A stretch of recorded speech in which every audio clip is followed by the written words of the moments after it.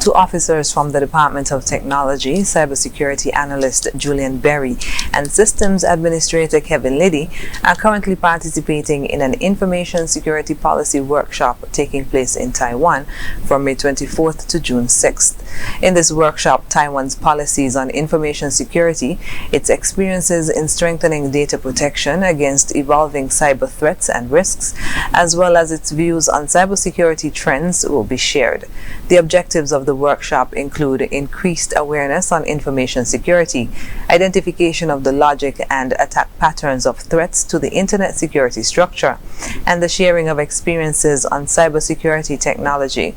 The knowledge from this workshop is expected to help improve our reporting systems and response capacity to cyber attacks or threats on our efficiency in the deployment of various cybersecurity protection mechanisms for a safe networking environment.